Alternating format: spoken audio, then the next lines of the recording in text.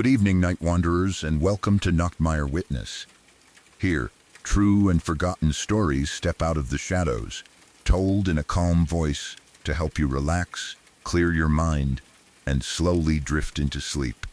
Before we begin tonight's journey, tell me where you are listening from.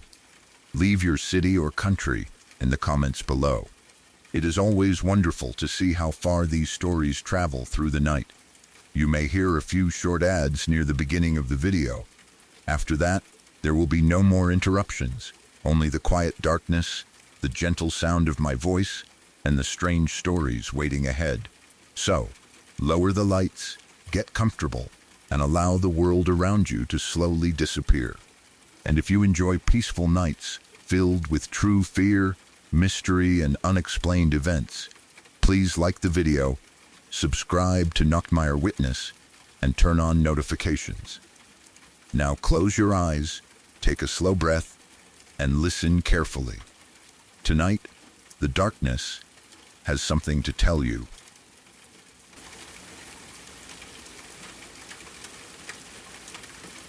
When I was younger, somewhere between 4 and 11 years old, my brother and I spent almost every summer with our cousins. They lived far out in the countryside, along the side of a long dead-end road that seemed to stretch much farther than it actually did. There were only a few houses along it, with fields, trees, and open land separating them. There was little traffic, because anyone driving down that road had to be going to one of those houses. It was not a road people used as a shortcut.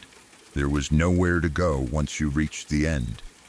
During the summer, that road became our entire world. My brother, my cousins, and I rode our bikes along it, explored the fields, played games, and disappeared for hours at a time.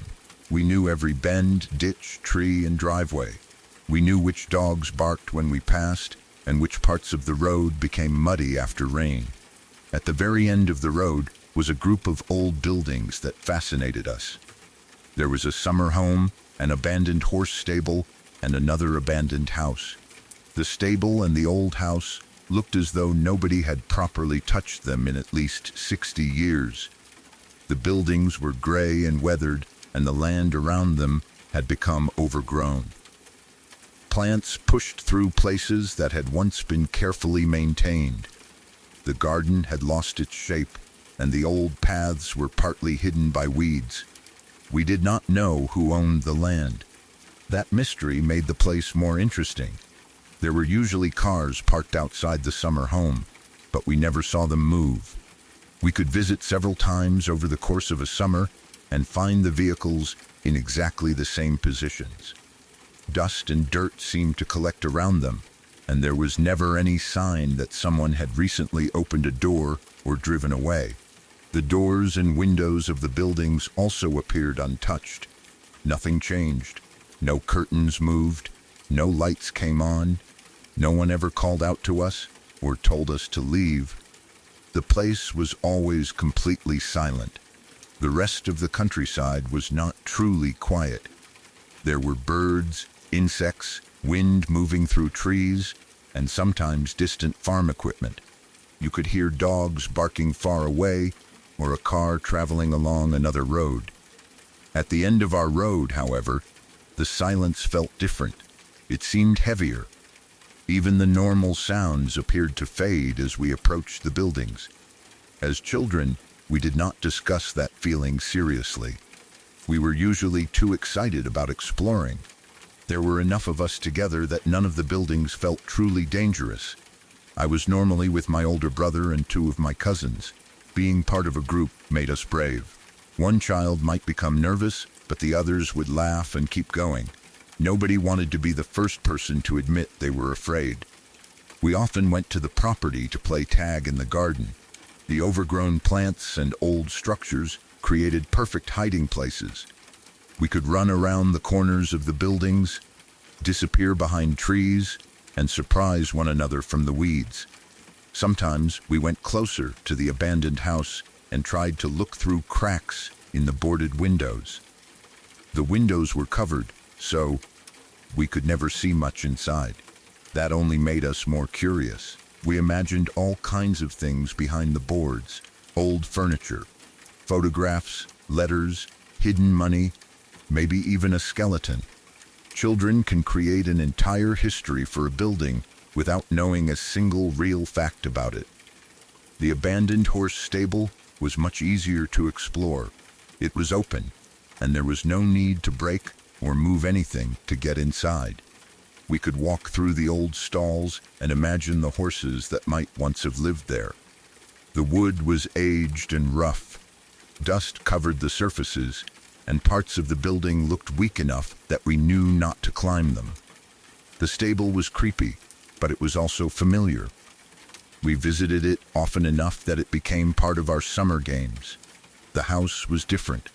It remained closed. Its boarded windows and stiff doors made it feel like it was hiding something. For years, we mostly stayed outside and tried to look in. Then one day, we decided to enter. I do not remember who first suggested it. It was probably one of those decisions that formed slowly. Someone approached the door. Another person tried the handle. Once we discovered it was not locked, nobody wanted to walk away. There was a single door on the ground floor. The handle moved, but the door itself was difficult to open. It had probably remained closed for many years, and the wood had become swollen or stuck against the frame. We pushed against it. It barely moved. Then someone found a strong stick, and we used it to pry the door open. The wood made a dry, rough noise as it shifted. Dust fell from the frame. We had expected the door to be locked, so the moment it began moving felt exciting. We were finally entering a place we had only imagined from outside. When the opening became wide enough, we looked in. The door did not lead into the main part of the house. It opened into a small room. The room was dark and smelled old. Dust covered almost everything. The floor was filled with medicine bottles. There were many of them. Some were standing upright, while others lay on their sides. A number of the bottles appeared to have spilled, and loose pills were scattered randomly across the dusty floor. Some tablets were still close to their containers. Others had rolled into corners or disappeared beneath dirt and debris. None of us touched them. Even as children, we understood that unknown pills could be dangerous. The room looked as though someone had emptied a large medicine cabinet onto the floor and then walked away. We did not know whether the bottles belonged to one sick person, several people, or someone who collected medication. We could not read every label, and many were too old or dirty to understand. It was the first real evidence that people had once lived there. Until then, the abandoned house had been only a dark building. The pill bottles made it personal. Someone had needed those medicines. Someone had opened those containers. Someone had dropped or thrown the pills across the room. Then the house had been left alone long enough for dust to cover everything. We looked around the small room, but it did not appear to connect easily to the rest of the ground floor. Maybe another door was blocked, or perhaps it had been used as a storage area with its own outside entrance. There was not enough space for all of us to stand inside comfortably. After a short time, we backed out. We knew there was another way to enter the house. Behind the building, the land rose into a small hill. Because of the slope, there was a door that opened directly into the second floor. We had seen it many times before, but had never gone through it. That day, after opening the ground floor room, we felt brave enough to try. We walked around the side of the house and climbed the hill. From up there, the property looked even more isolated. The dead-end road stretched away from us, and the nearest houses seemed much farther than they had when we arrived. The second-floor door was easier to reach than the boarded windows. We tried the handle. It opened. The inside was dark, but enough daylight came through the doorway for us to see the first section of the room. My brother and one of my cousins hesitated outside. Only one cousin and I were brave enough to step in. At least, That is what we told ourselves. The truth was that we were curious enough to ignore the fear. The interior did not look completely empty. It looked as though someone had started preparing to leave around 20 years earlier and then stopped before finishing. There were belongings around the room. Some objects had been moved or grouped together. Other things looked as though they had been left in the middle of being packed. It did not look like a house that had been carefully emptied. It looked interrupted. That made it more unsettling. An empty room can feel old but simple. A room containing abandoned belongings makes you wonder why the owners never returned. Maybe they planned to come back. Maybe something happened suddenly. Perhaps the house had been inherited and ignored. There were many ordinary explanations, but as children we imagined darker ones. Dust covered the floor and furniture. The air felt still. Every movement we made seemed louder than it should have been. Our shoes disturbed dirt that might not have been touched in years. The cousin who entered with me was very energetic and excited about everything. He was the kind of child who was always laughing, moving, and doing something without thinking about it first. Near the doorway, he found a small Lego build lying on the floor. It may once have been a car, a house, or some other shape. I do not remember exactly what it was. The fact that it existed inside that abandoned room was strange enough. A child had once played there. Someone had built it and left it behind. My cousin did not think about any of that. He became excited and decided to drop kick it. Before I could stop him, he kicked the Lego build across the floor. It struck something and broke apart. Plastic pieces scattered in different directions, making a sharp, shattering sound in the quiet room. I was annoyed. We had entered the house to explore, not destroy things. Even though the place looked abandoned, the belongings still belonged to someone. The sound also made me uncomfortable. It echoed farther into the house, reaching areas we could not see. I turned around and walked back outside. My brother and our other cousin were still waiting near the door. The cousin who had kicked the Lego followed me out almost immediately. I faced away from the house, looking down the hill or toward the road. Then I heard another crash from inside. It sounded like something else had shattered. The noise came from deeper within the building.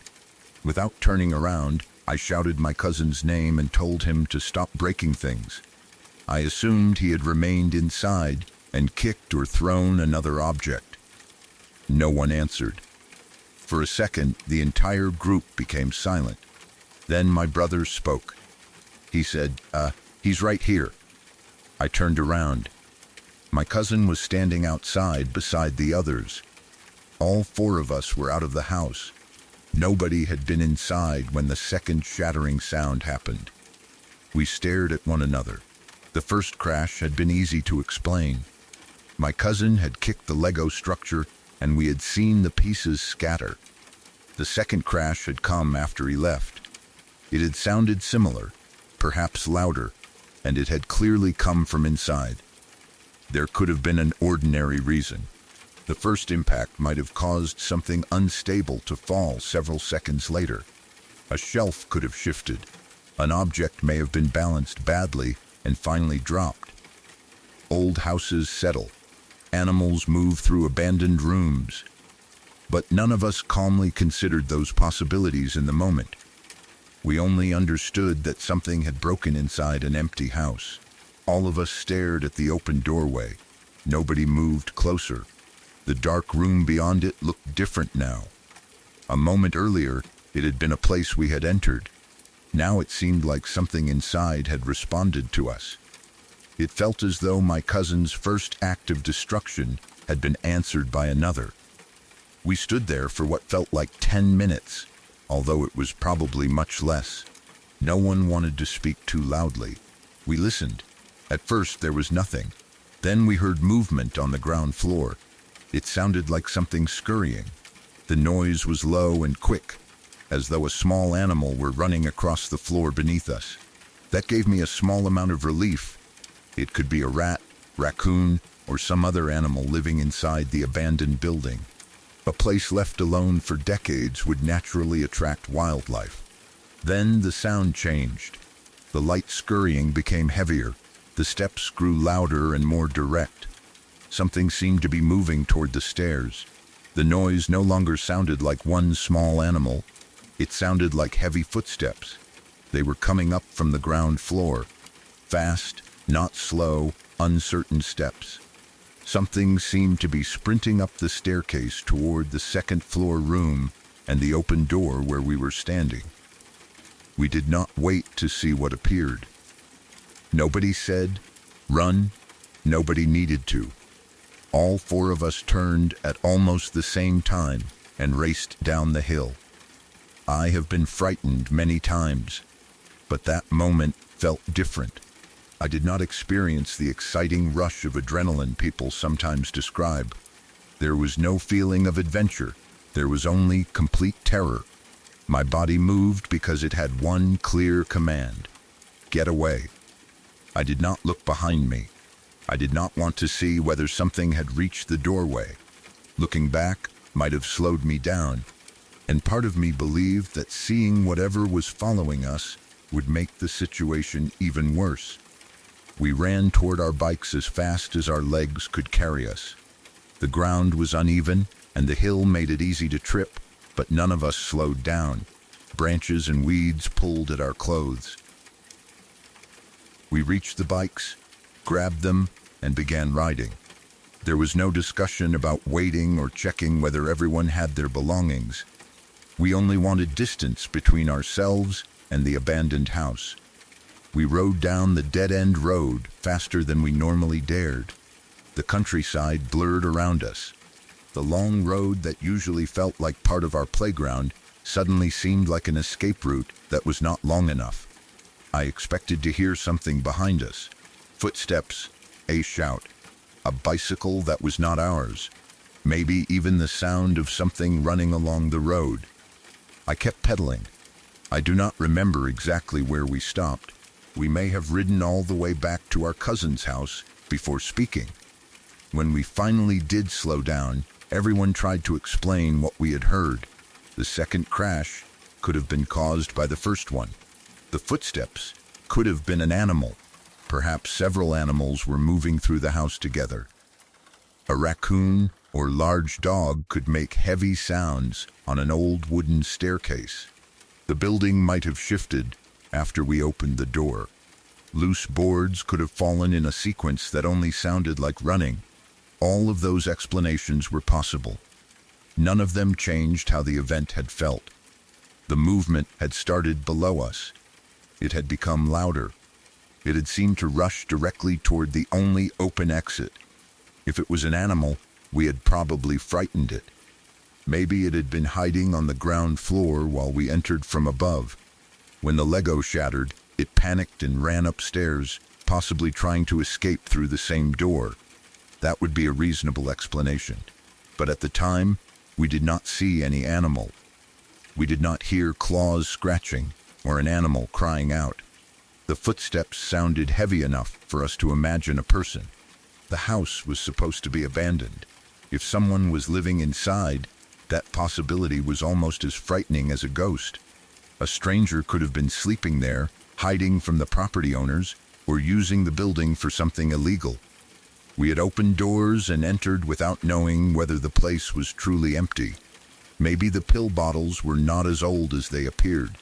Perhaps someone had been watching us through a crack or from the lower floor. The cars outside never moved, but that did not mean nobody was there. There could have been an entrance we had never seen. The person might have remained silent while we explored, then started coming upstairs after my cousin broke something.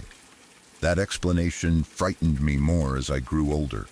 As children, we immediately thought about ghosts because the house looked old and abandoned.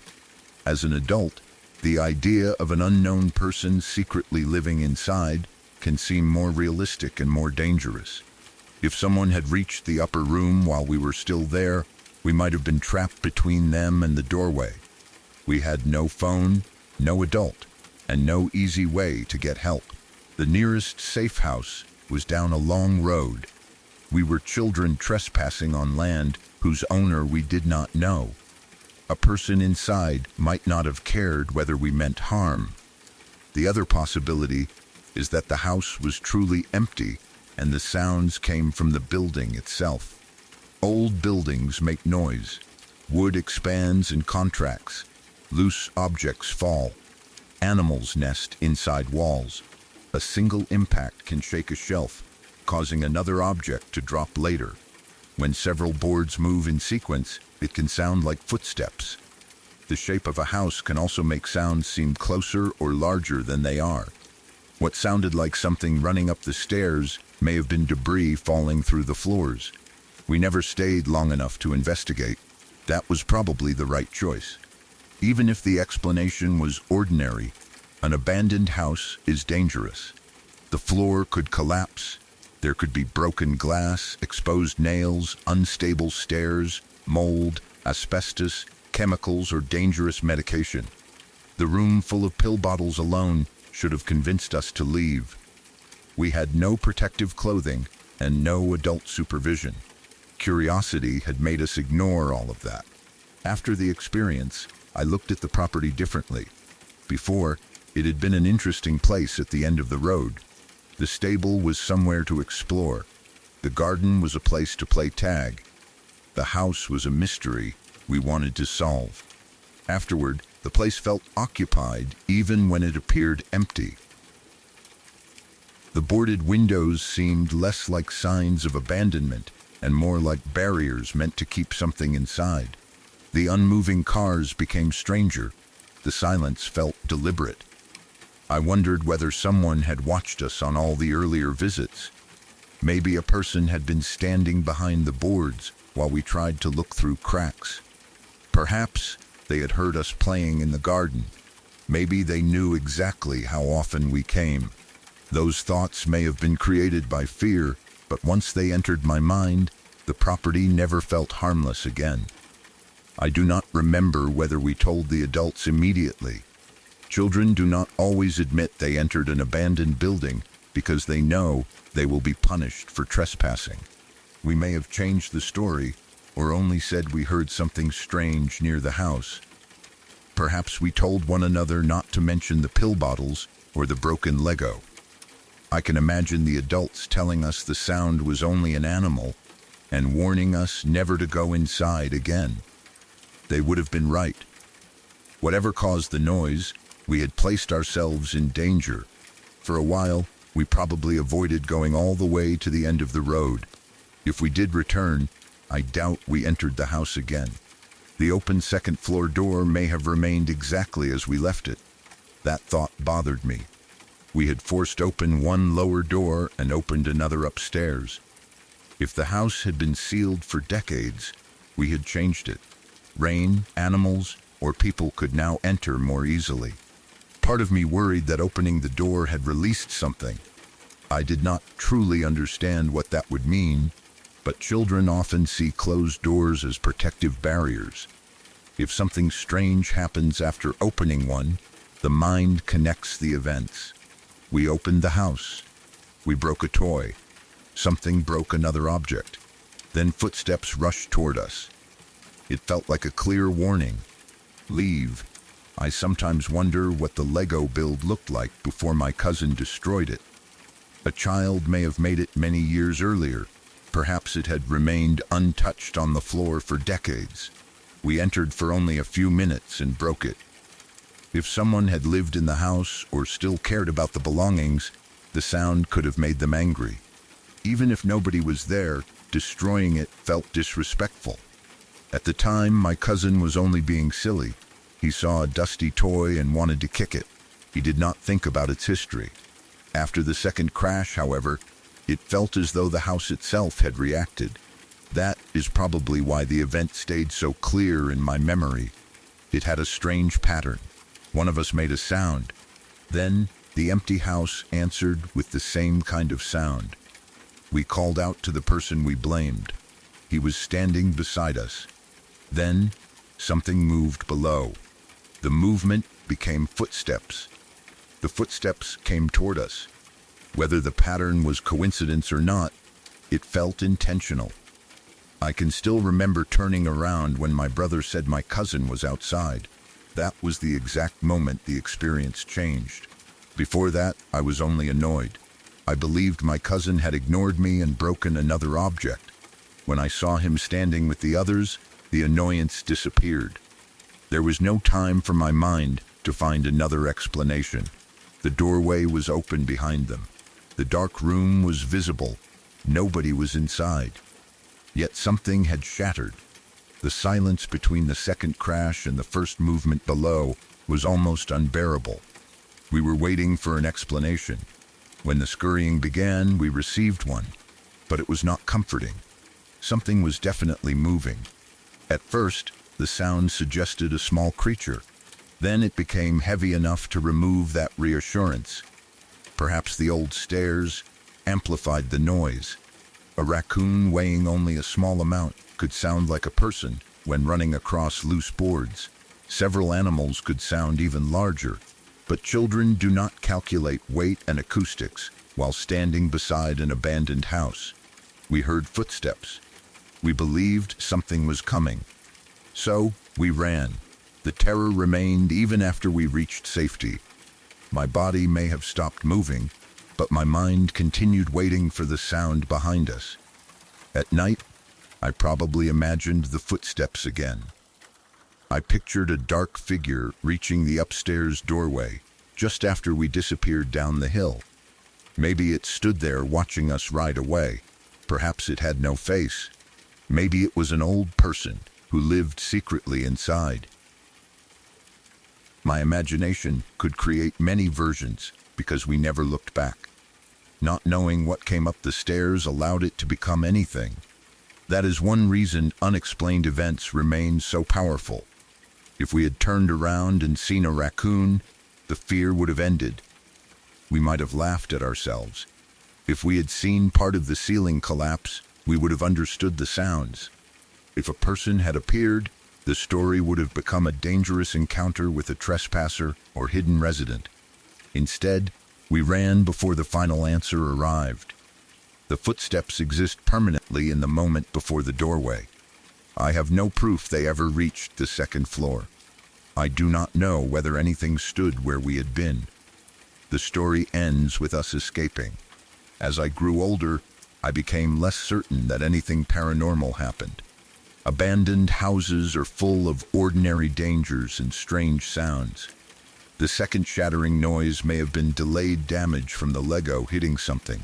The running could have been an animal frightened by the crash. The house may have contained a person who wanted us gone. Any of those explanations is possible. I do not claim we encountered a ghost. I only know the sound did not match what we expected. No one was inside the upper room. Something broke. Then something moved rapidly from below toward us. We reacted before we could identify it. Even now, when I think about the old property, the first image is not the stable or the pill bottles. It is the open doorway on the hill. My cousin is standing outside. My brother has just told me he was not inside. All four of us are staring into the darkness. Then the sound starts below. Light at first, quick scurrying, then heavier, louder, closer, something racing up old stairs. The memory contains no visible monster. It does not need one. Sound alone was enough. The property may no longer exist now. The buildings could have been demolished, restored, or taken over by new owners. The dead-end road may have changed. The summer home's cars may finally have moved. But in my memory, the place remains untouched. The boarded windows are still there. The stable stands open. The ground floor room is covered in old medicine bottles and loose pills. The second floor looks as though someone stopped packing 20 years earlier. A broken Lego build lies scattered in the dust. Then another object shatters by itself. Children stand outside the door and listen.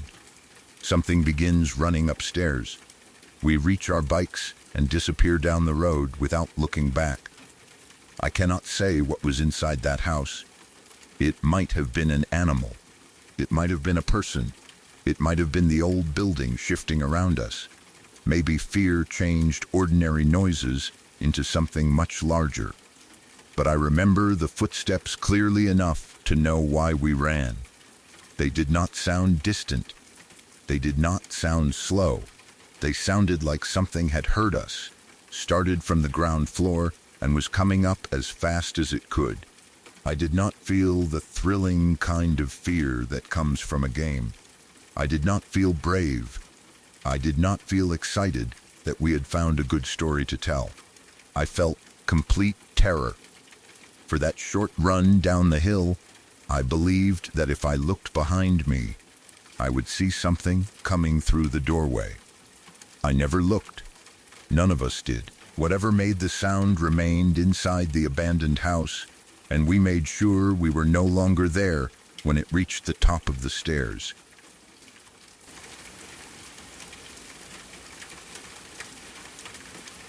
I was riding my motorcycle to visit my stepsister, and by the time I reached the Buffalo area, it was already late. I had been on the road for hours, and I knew I was tired. The sensible thing would have been to find a cheap motel, park the bike, and continue the next morning. I considered doing exactly that, but I looked at the distance I still had to travel and convinced myself I could manage another few hours. Albany did not seem impossibly far away. I had already covered a large part of the journey, and stopping for the night felt inconvenient.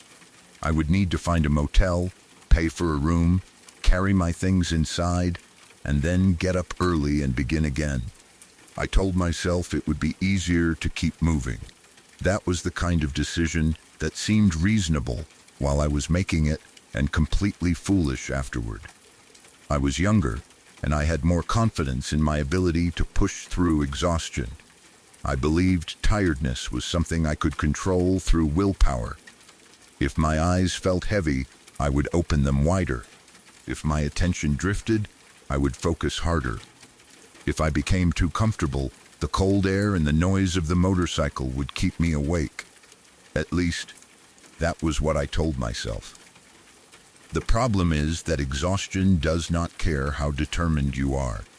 You may feel as though you are still in control right until the moment your brain stops processing what is directly in front of you. On a motorcycle, that moment may be the last one you ever have. By around 3 in the morning, I was somewhere roughly halfway between Buffalo and Albany, riding east along the New York State Thruway. The road was almost completely deserted. During the day, the thruway could be full of cars and trucks, but at that hour there were long sections where I saw almost nobody. The darkness ahead seemed endless. There were few lights other than my headlamp, the occasional sign, and the distant red lights of a truck. Because the road was so empty, I was traveling at around 80 miles per hour. At the time, it felt natural. There was no traffic around me, no one was braking ahead, and the highway was built for long-distance travel. I wanted to reach my destination as quickly as possible. The faster I went, the sooner the ride would be over. But 80 miles per hour on a motorcycle at 3 in the morning, while struggling to stay awake, was an extremely dangerous combination. I understood each part separately. I knew motorcycles offered very little protection. I knew night riding reduced visibility. I knew tired driving was dangerous. I knew 80 miles per hour left almost no time to react. Still, I combined all those risks because each one felt manageable in the moment. The motorcycle was a 1979 Honda. I liked the bike, but it was an older machine. The headlight was nothing like the powerful modern lights found on newer motorcycles. It gave me enough light to follow the road, but not much more. At 80 miles per hour, the distance that weak headlight illuminated disappeared beneath the bike almost immediately. By the time an object became visible, I had only a fraction of a second to understand what it was and decide what to do. The darkness beyond the beam was complete. Anything could have been lying there. Debris from a truck, a broken piece of metal, an animal, a damaged section of road, or, as I would soon discover, an entire tire. The New York State Thruway was in poor condition back then, especially in the right lane. Large trucks used that lane constantly, and their weight had damaged the pavement over time. The surface was uneven and broken into a steady pattern of bumps. On the motorcycle, riding there created an endless rhythm. Thump, thump, thump, the tires hit one rough section after another. Each impact traveled through the motorcycle and into my arms, back, and legs. At first, the vibration may have helped keep me alert. It was difficult to become completely comfortable while the bike kept shaking beneath me. But over time, even the repeated movement became part of the background. The sound and rhythm became predictable. Thump, thump, thump, mile after mile. It was annoying, tiring, and hard on the motorcycle. The passing lane was much smoother. Because fewer heavy trucks used it, the pavement had not been damaged in the same way. With almost no traffic around, I moved into the passing lane. The change was immediate. The motorcycle stopped bouncing so violently. The ride became calmer and more comfortable.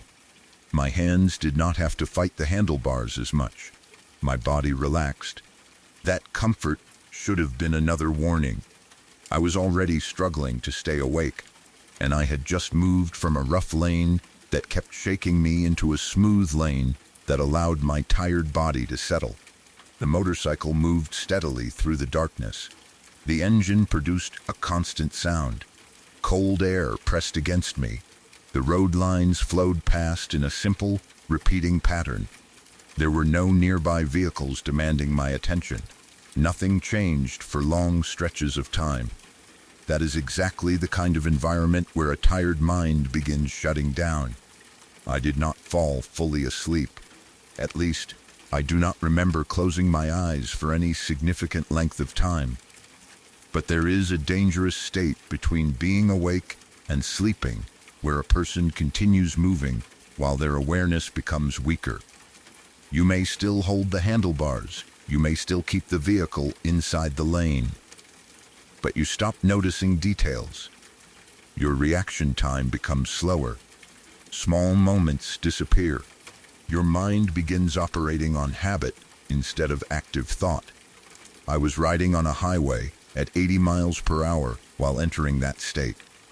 On a motorcycle, riders usually do not travel directly down the center of a lane. The center often collects oil, dirt, water, and other material dropped by vehicles. Instead, a rider normally chooses one of the tire tracks created by cars. You ride either where the left tires of vehicles usually pass or where the right tires usually pass. The choice can depend on visibility, road conditions, traffic, and personal preference. I was riding in one tire track of the passing lane. The other track was only a few feet away. At the time, that small difference did not seem important. Both tracks were part of the same lane. Both looked dark and empty. I continued forward, fighting tiredness and trying to remain focused on the weak area of road illuminated by the Honda's headlight. Then, without warning, the headlight caught something. For only an instant, the beam lit up an entire tire lying flat in the other tire track of the passing lane. It was there and gone almost before my brain could process it. A complete tire, not a small piece of rubber, not a strip from a blown truck tire, an entire tire lying in the road. At 80 miles per hour, I passed it in a fraction of a second. I did not steer around it because there was no time. I did not brake. I barely reacted at all. The only reason I did not hit it was that I happened to be riding in the other tire track. The tire passed beside me. One moment, the road looked empty. The next, the headlight flashed across the round black shape. Then it disappeared behind me into the darkness. I became fully awake instantly. There was no slow return of attention. My entire body reacted at once. My heart slammed against my chest. My hands tightened around the handlebars. Every sense became sharp. The cold air felt colder. The engine sounded louder. The road became painfully clear. Only a few feet had separated me from the tire. If I had chosen the other side of the lane, I would have struck it directly. At 80 miles per hour, hitting a full tire on a motorcycle would almost certainly have thrown me from the bike. The front wheel might have climbed onto it, twisted sideways, or stopped suddenly. The handlebars could have been ripped from my hands. I might have gone over the front of the motorcycle and hit the pavement before understanding what happened.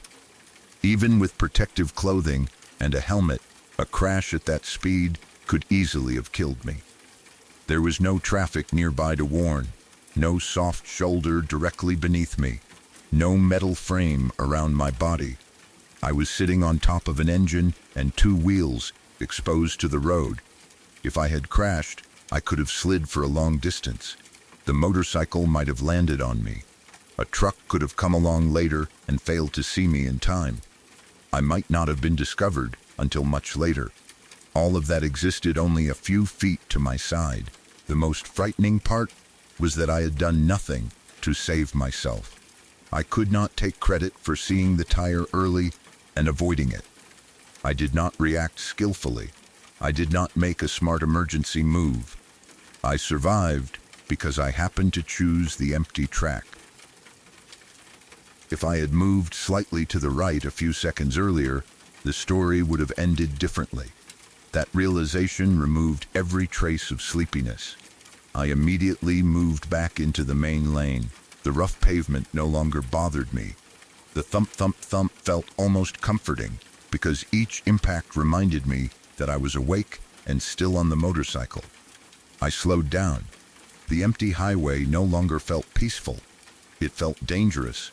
Every dark section ahead might contain another object. My weak headlight had already shown me how little warning I would receive. I began scanning the road with complete concentration, but I also understood that concentration alone was not enough. I was exhausted. The tire had frightened me awake, but adrenaline would not last forever. Soon my body would begin relaxing again. The heavy eyelids would return. I needed to get off the road. I continued only until the next rest stop. The distance to it may not have been very far, but after the tire, every mile felt serious. I watched the road surface carefully. I stayed away from anything that looked unusual. I noticed every reflector, crack, and dark patch. I kept wondering how the tire had ended up there. Maybe it had fallen from a truck. Perhaps someone had lost it from a trailer. It could have been debris from an earlier accident. The reason did not matter. It was a normal road hazard, but at night it had become almost invisible. A car hitting it might have suffered damage. A motorcycle hitting it at 80 miles per hour could become a fatal accident. When I finally saw the rest area sign, I felt enormous relief. I took the exit and pulled in. The rest stop was quiet, but it had lights, parking spaces, and a place where I could safely stop moving. I parked the motorcycle and got off. Only then did I fully feel what had happened. While riding, I had been too focused on staying upright and reaching safety. Once my feet touched the ground, the fear had room to enter. My legs may have felt weak. My hands were probably still tense from gripping the handlebars. I replayed the flash of the tire again and again. It had been so close. I walked inside and bought coffee. Then I remained there for around half an hour, drinking it and allowing my body to recover. The coffee itself was not a complete solution. Caffeine cannot erase serious exhaustion. But stopping gave me time to sit under bright lights, move around, and break the hypnotic rhythm of the road. I could warm up, think clearly, and decide whether continuing was actually safe. I may have looked around at truck drivers and other late-night travelers. Some were probably tired, too. They understood the strange world of highway rest stops in the middle of the night. Everyone there was temporarily between places. The rest stop felt like a safe island beside the dark thruway. Inside, there were lights, coffee, bathrooms, chairs, and other people. Outside, the motorcycle waited. Beyond the parking lot was the same road where an invisible object had nearly killed me. I drank the coffee slowly. I thought about the earlier decision not to get a motel room. Saving money and time had seemed important. Now those reasons felt ridiculous. A motel room would have cost something. Stopping would have delayed the journey, but nothing was worth gambling my life. If I had struck the tire, my stepsister might have received a call instead of a visit. My family might have been told I had crashed somewhere between Buffalo and Albany in the middle of the night. They would have wondered why I had continued riding when I knew I was tired. The answer would have been that I believed I could make it. That confidence would have sounded foolish after my death.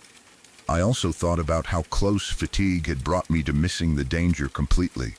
Even though the tire was not in my exact path, a fully alert rider might have noticed it slightly earlier.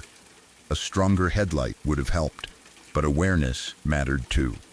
I had been looking ahead without truly seeing. The tire appeared only when the light was directly on it, and my brain barely registered it. What else had I already passed without noticing? Had I drifted inside the lane? Had I missed signs? Had I experienced brief moments of microsleep? I could not know. That uncertainty frightened me.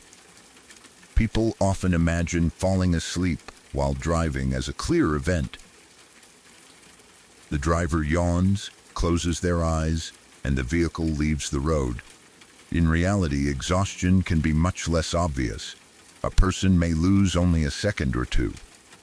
At 80 miles per hour, a vehicle travels a huge distance during those seconds. On a motorcycle, one moment is enough to hit debris, leave the pavement, or drift beneath a truck. You may wake only after the crash begins. I had been relying on cold air and noise to protect me. The motorcycle felt too active and exposed for sleep, but the brain can become tired in any environment. Wind does not guarantee alertness. Noise does not guarantee awareness. Fear may wake you temporarily, but it does not restore the sleep your body needs. I remained at the rest stop for about half an hour. I wanted to be certain I could continue safely. Perhaps I considered finding somewhere to sleep even then. I do not remember whether I eventually reached Albany that morning or stopped again later. What I remember is the decision I made because of that night. From then on, whenever possible, I would stop riding by sundown. That may sound overly cautious to someone comfortable with night riding. Many motorcyclists travel safely after dark. Modern bikes have better headlights, and experienced riders can manage night conditions well. My decision was personal. I had learned how much darkness reduced my ability to see, and how easily exhaustion could turn an empty highway into a trap. Daylight did not remove every risk, but it gave me more information. I could see debris from farther away. I could read the road surface. I could notice animals near the shoulder. I could judge curves, traffic, and weather more clearly. Most importantly, stopping at sundown created a firm rule before tiredness could begin negotiating with me. The mistake in Buffalo was not only that I was tired, it was that I allowed myself to keep making new decisions while tired. When I first considered a motel, my mind said I could manage a little farther. Later, when fatigue increased, I told myself I was already halfway there. Then the empty road encouraged me to ride faster. The rough right lane encouraged me to move into the smoother passing lane. Each decision seemed small. Together, they placed me 3 feet from death. A firm rule prevents that chain. When the sun goes down, stop. Do not wait until your eyes feel heavy. Do not calculate whether the destination is only 2 hours away. Do not let the empty road convince you that speeding is safe. Find a room, campground, or other place to rest. Continue in daylight. The cost and inconvenience are nothing compared with a crash. The tire itself became a permanent image in my memory. I did not see it for more than an instant, but I remember the way it appeared inside the weak headlight beam. Black rubber against black pavement, round, solid, and directly in the neighboring track. There was not enough time for a full thought. Only recognition. Tire, then it was behind me. The shortness of the sight made it more powerful. I did not approach it slowly. I had no chance to study it. It flashed into existence and disappeared. The danger had been waiting in the darkness, but I did not know it was there until I had already survived it. That is what frightened me most. Many road hazards provide some warning. You see brake lights. A vehicle begins drifting. An animal appears on the shoulder. Rain starts falling. You have time to prepare. The tire gave me nothing.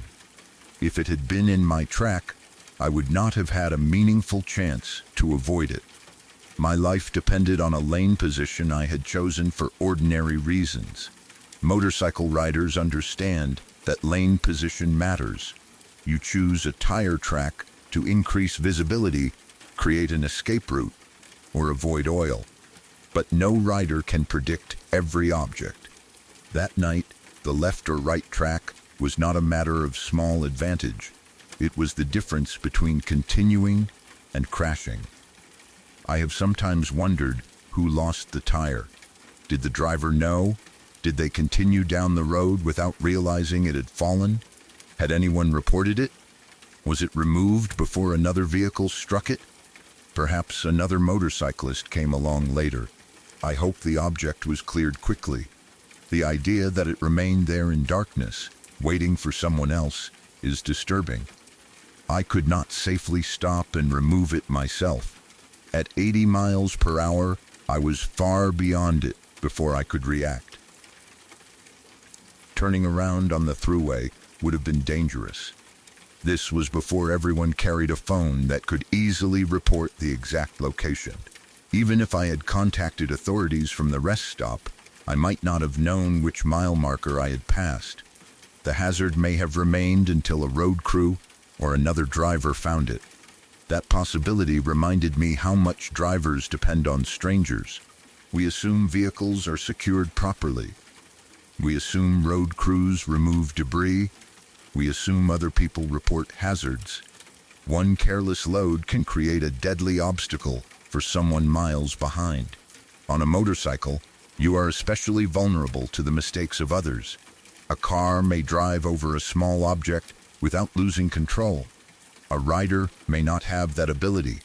Even a piece of wood, metal, or rubber can cause the front wheel to move suddenly.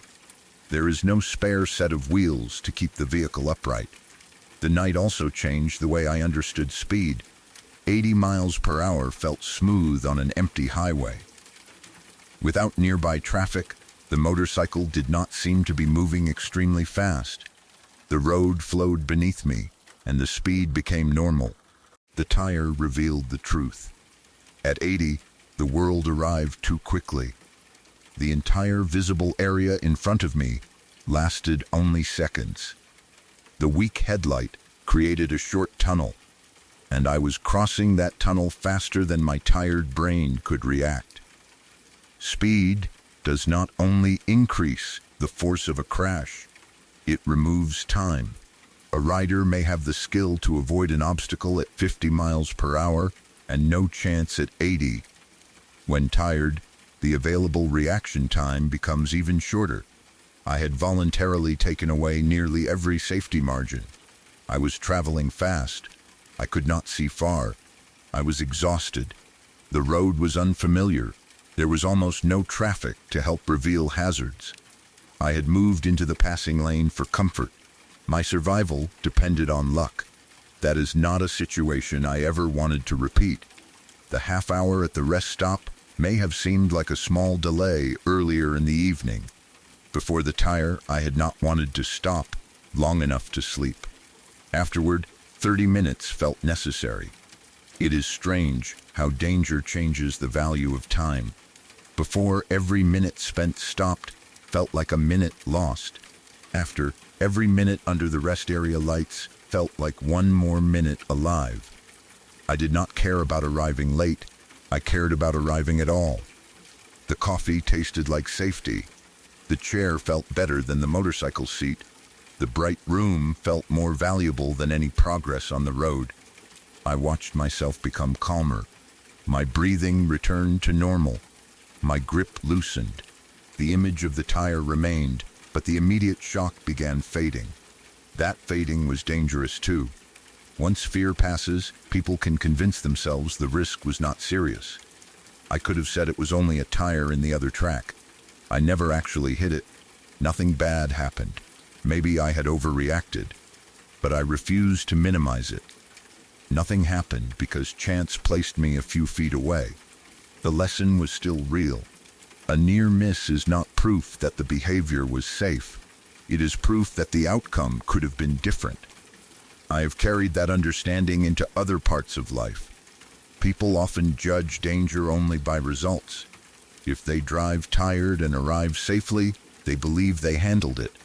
If they speed and do not crash, they believe the road was safe. If they ignore a warning and survive, they believe the warning was exaggerated. But a safe result can hide a terrible decision. You may never see how close you came. I was fortunate enough to see my near miss illuminated for one instant.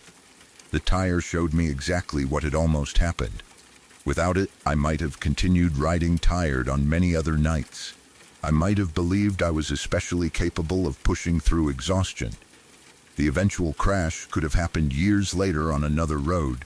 In that sense, the tire may have saved me twice. It failed to hit me that night, and it changed my behavior afterward. I began respecting darkness and fatigue. I stopped treating overnight motorcycle travel as a test of toughness. There is nothing brave about forcing yourself onward when your brain is shutting down. Stopping is not weakness. Finding a motel is not failure. A rider does not earn anything by arriving exhausted. The destination will still be there in the morning. The road may not forgive another hour. My old Honda also taught me to respect the limitations of equipment. The bike's headlight worked as designed, but its design belonged to another era. It was not bright enough for high-speed night travel on an unfamiliar road. I could not expect old lighting to give me modern visibility. A rider must adjust speed to the distance they can see. If the headlight reveals only a short section of pavement, the motorcycle should travel slowly enough to stop within that section. I had been moving much faster than my vision allowed. The tire made that obvious. It appeared only when avoiding it was already impossible. The correct response would have been to reduce speed long before any obstacle appeared. Again, I knew these ideas in theory.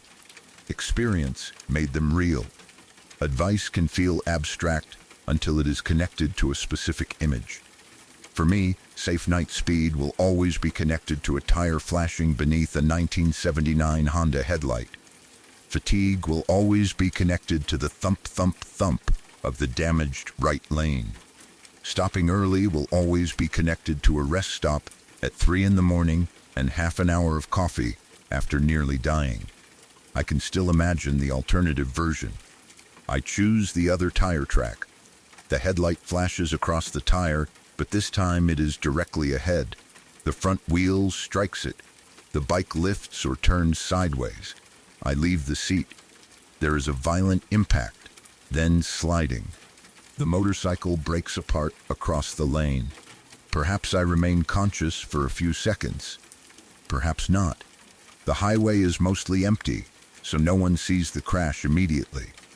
A truck approaches later. The driver is tired too. They see debris too late. That version is not dramatic imagination for its own sake. It is a realistic possibility. The only reason it did not happen is my position within the lane. I do not spend every day frightened by that thought, but I respect it. There are moments in life when you understand that survival was not earned through skill or planning. It was simply given. That night was one of them. I had made several poor decisions.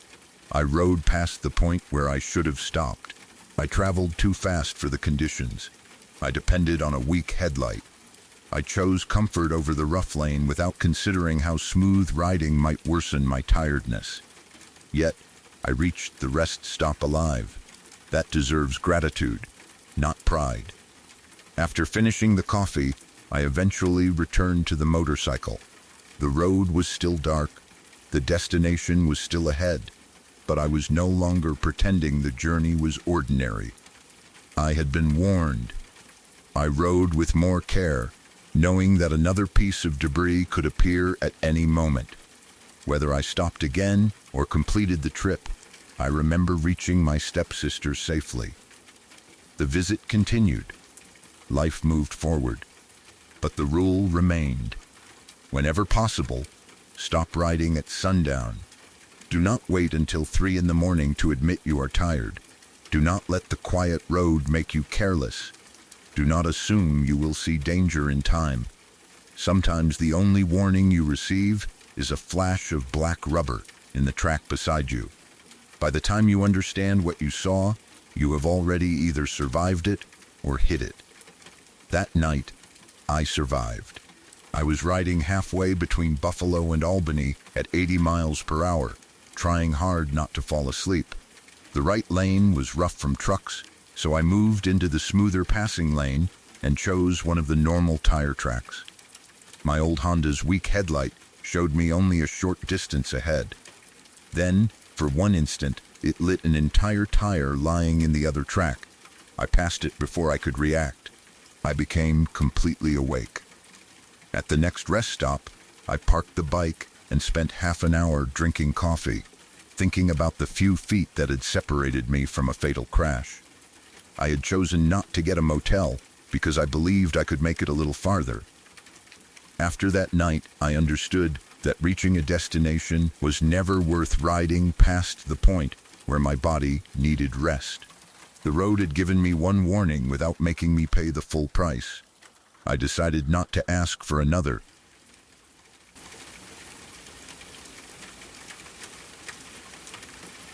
When I was around 5 or 6 years old, I was walking through town with my mother on a Sunday.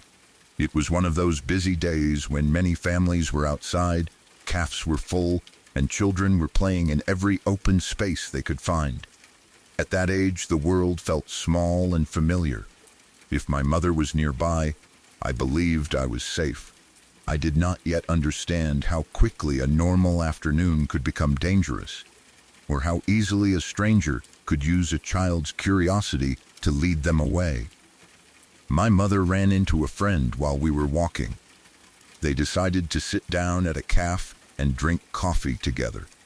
In front of the cafe was a garden or open area where many children were playing. Because it was Sunday, the place was busy.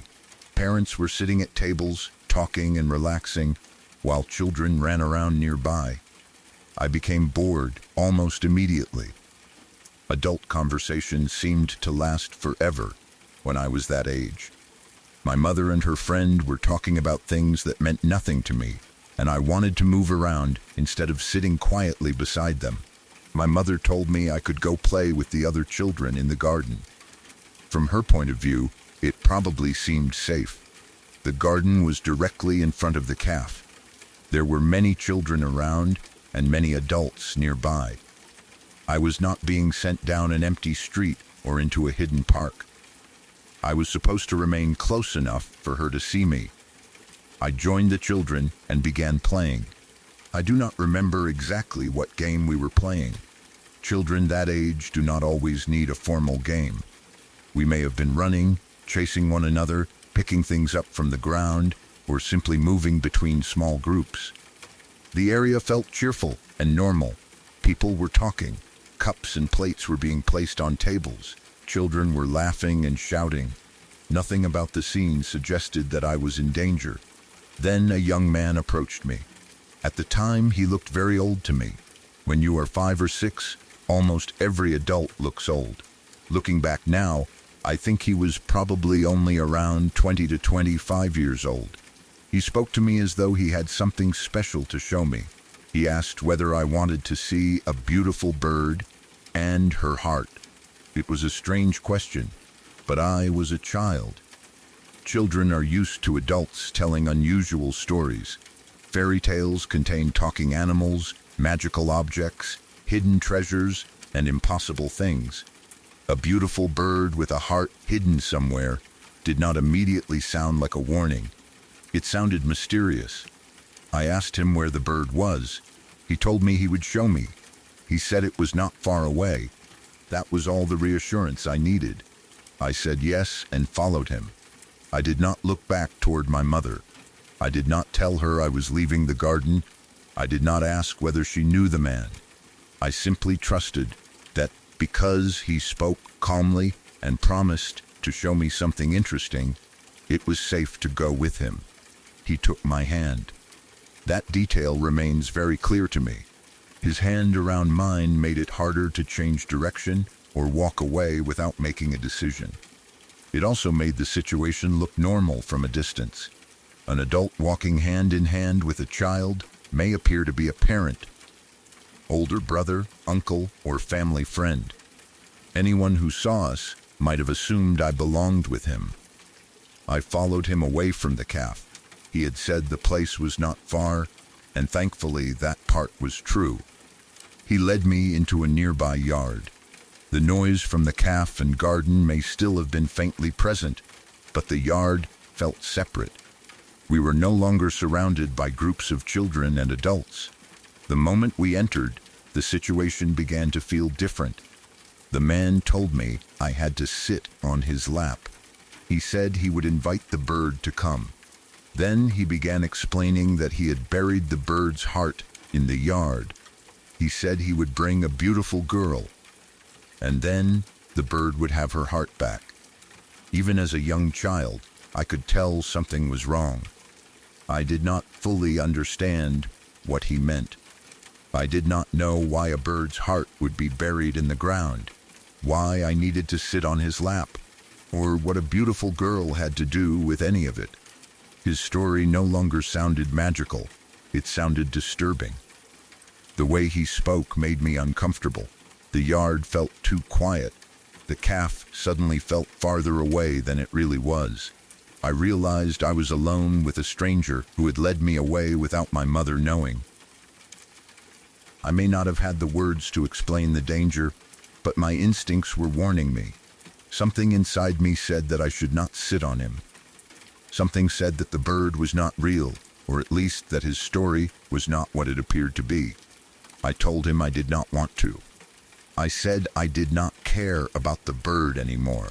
That was a simple thing for a child to say, but it may have saved me.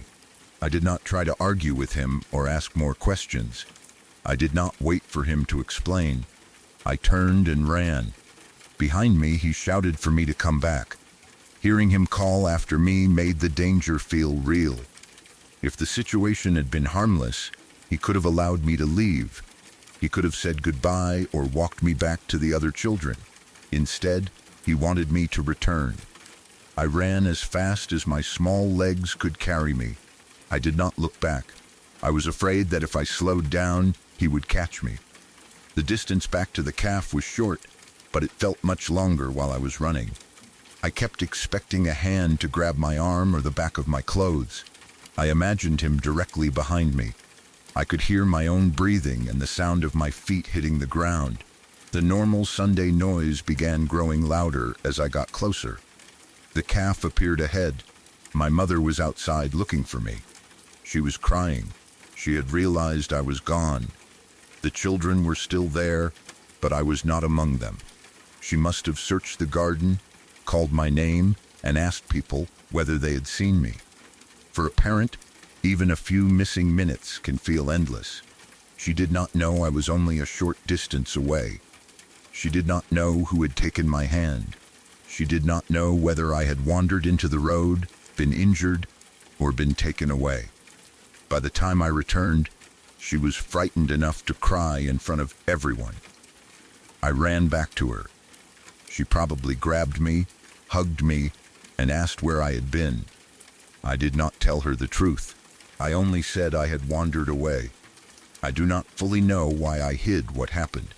Children often keep frightening things secret, even when they have done nothing wrong.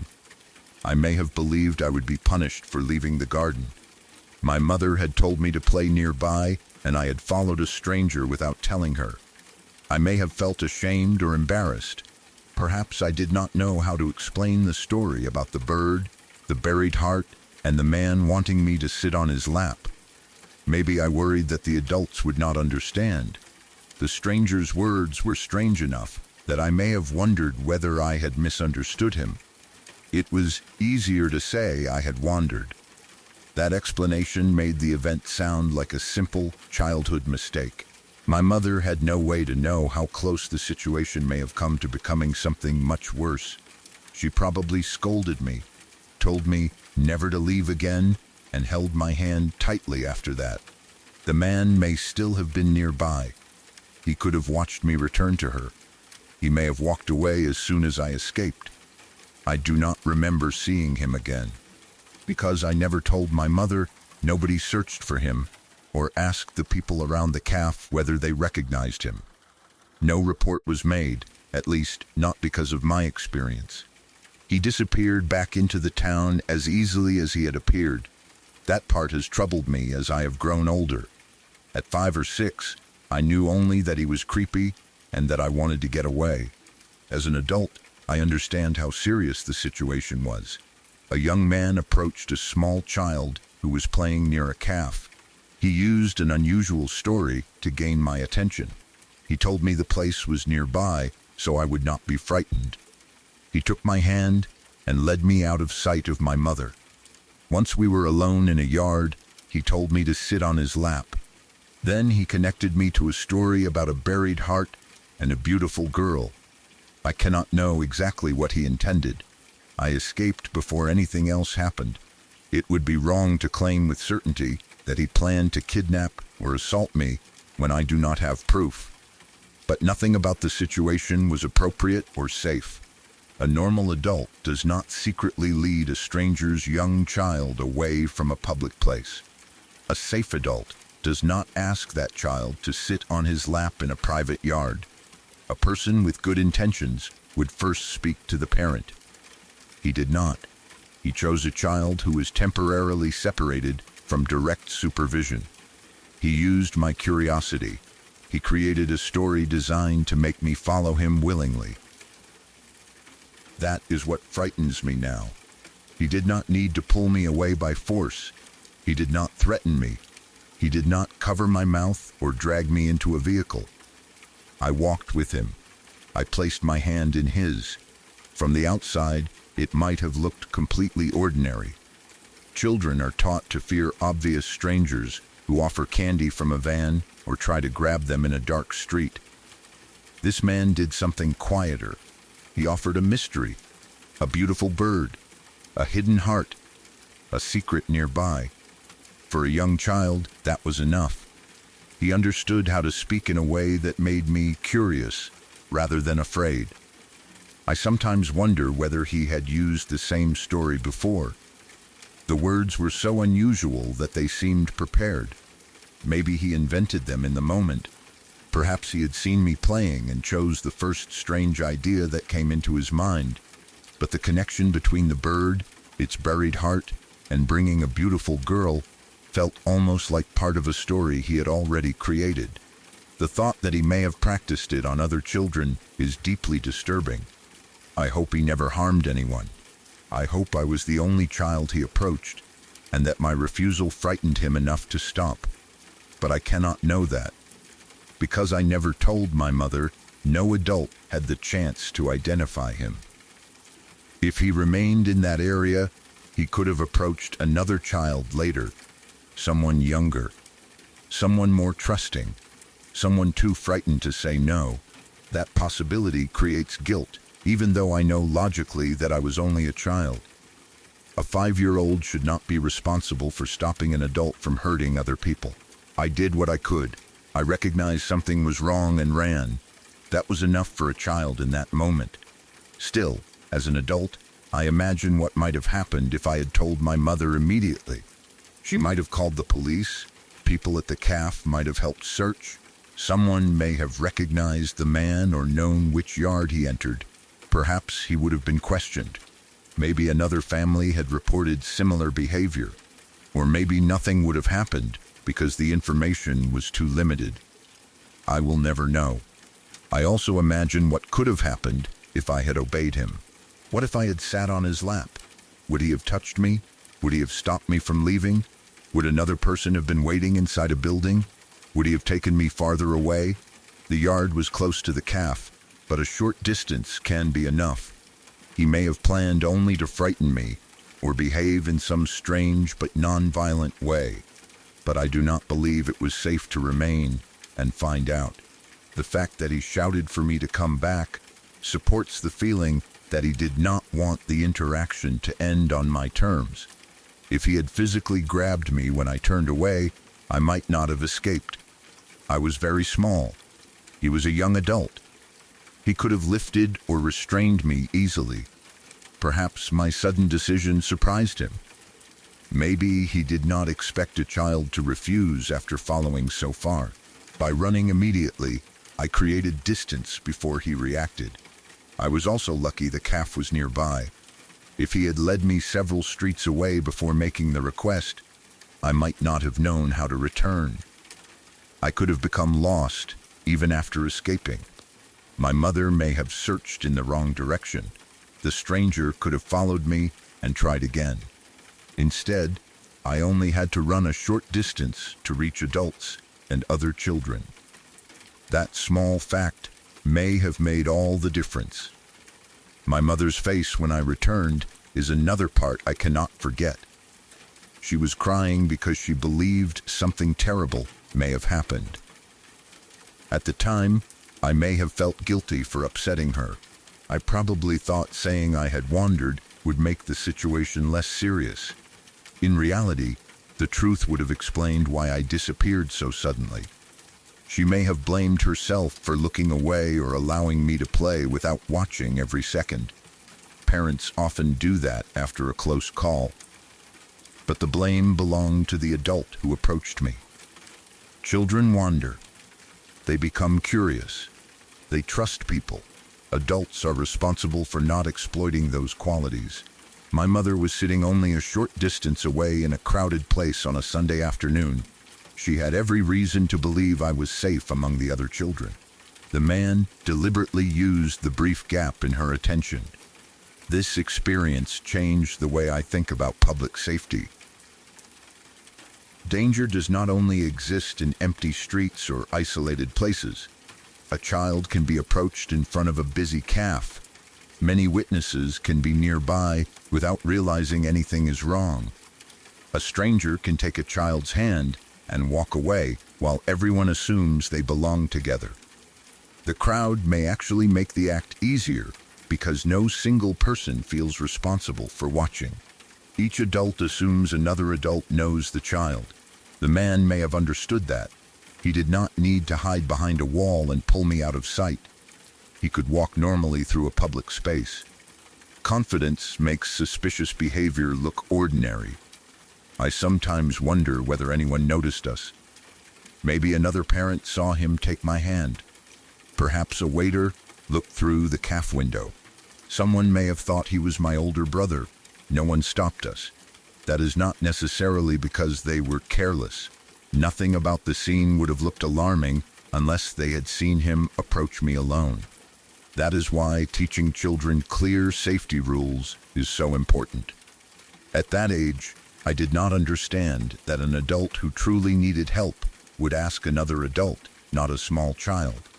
I did not know that I should never leave the agreed area without telling my mother. I did not know that a friendly voice did not prove someone was safe. The man did not look like a monster. He looked like a young adult. He spoke gently enough for me to follow. The danger came from the situation, not from some visible sign on his face.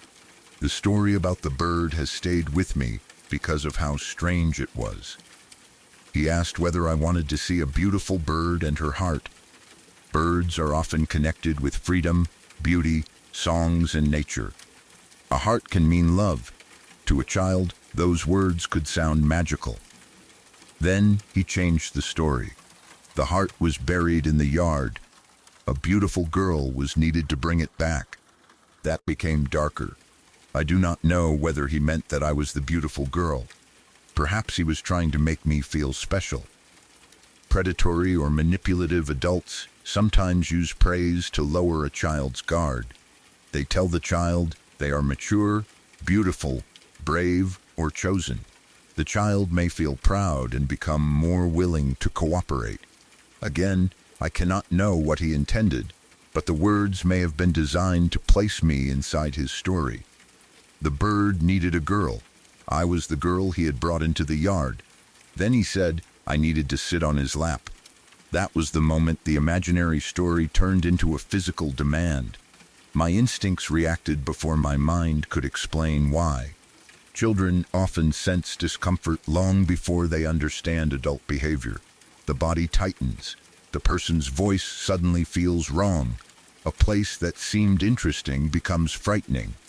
The safest response is to leave, even if the child cannot give a logical reason. I am grateful I listened to that feeling. I could easily have ignored it. Adults often teach children to be polite and obey older people. If an adult asks them to sit, stay quiet, or come closer, they may believe refusing is rude. I could have worried that the man would be angry if I said no. I could have stayed because I wanted to see whether the bird appeared. Instead, I decided I no longer cared about the bird. That thought freed me. The reward he had promised stopped mattering. Once I rejected the story, he lost his control over me. I ran. I have replayed the sound of him shouting after me. I do not remember his exact words beyond telling me to come back. I do not know whether he moved toward me. Fear may have made his voice seem closer than it was. I did not turn around to check. That was probably wise. Looking back can slow a person down. It can also give the pursuer information that the child is unsure. I kept running until I saw my mother. The moment I reached her, the threat ended. The man could not easily approach me again in front of a crying parent and a crowd. He may have watched from the yard or hidden behind something until we left. Perhaps he walked away in another direction. The fact that he vanished without consequences makes the event feel unfinished. There was no police car, no identification, no later explanation. The story ends with me telling a lie to protect myself from possible punishment. I said I had wandered. Then ordinary life continued. My mother may have held my hand for the rest of the day. We probably went home. She may have told family members that I disappeared for a few minutes and frightened her terribly. Nobody knew there was another person involved. The man remained only in my memory. As I got older, the memory changed. When I was young, I remembered a creepy man in a strange bird story.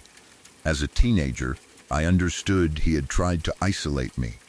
As an adult, I recognized the situation as a possible grooming or luring attempt. I cannot give it a confirmed label because I escaped before learning his purpose. But I understand the risk now. That understanding brings delayed fear. At the time, I ran and was safe within minutes. Years later, I began imagining the alternate endings. I imagine my mother searching longer. I imagine her calling my name while I am led farther away. I imagine the coffee growing cold on the table while the police arrive. I imagine photographs being shown around town. I imagine my family asking every person at the cafe what they saw. I imagine the man giving me another story to keep me quiet. Those things did not happen, but they were possible. The difference may have been one refusal.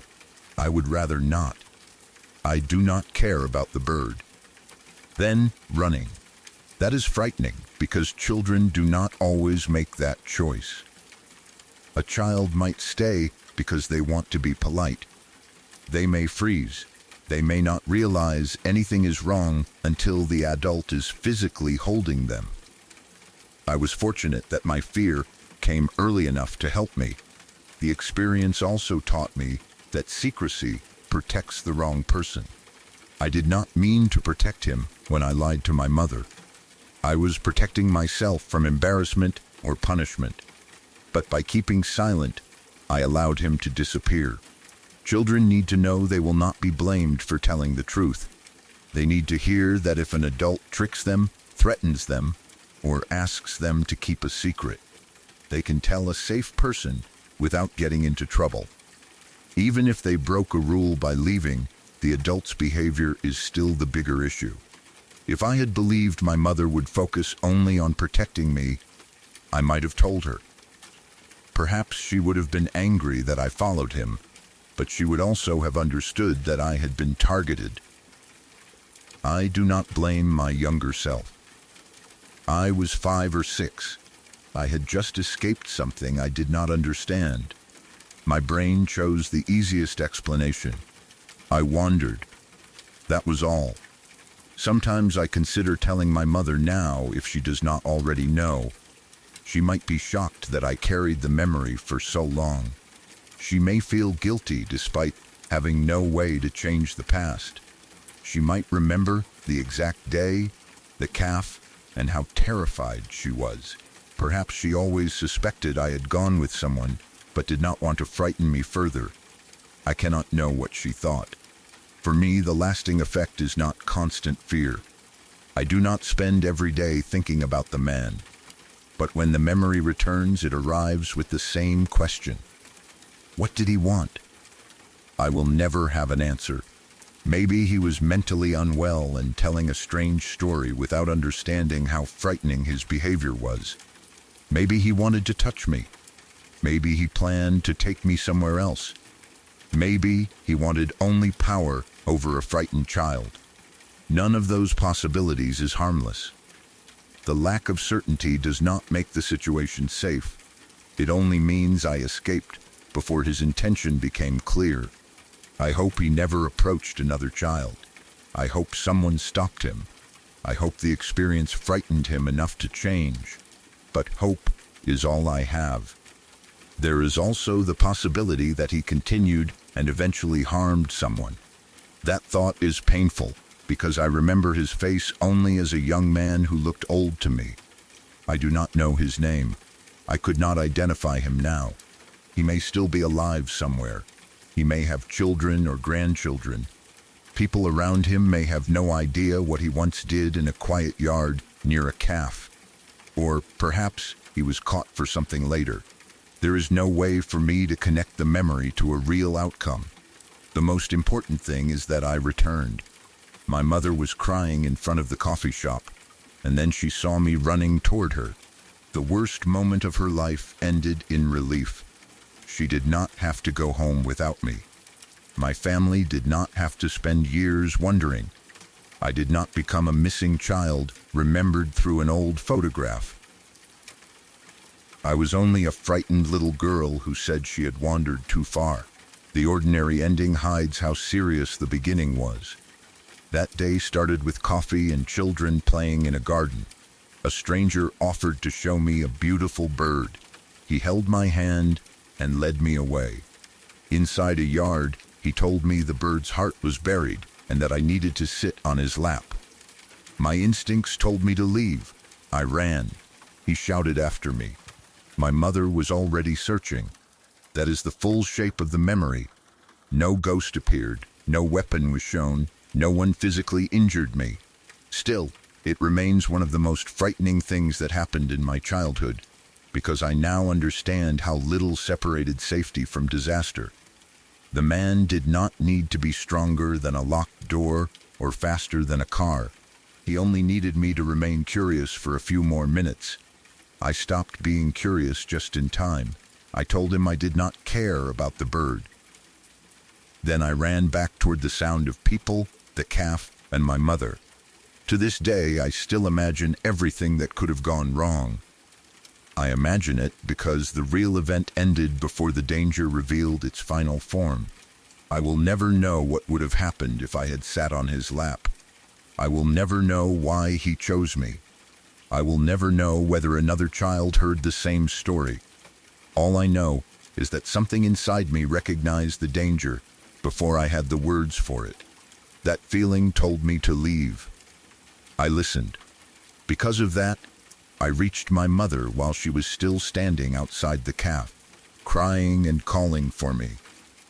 I told her I had only wandered. The truth was, that I had followed a stranger into a yard and escaped before he could show me what he really meant by the beautiful bird and her buried heart.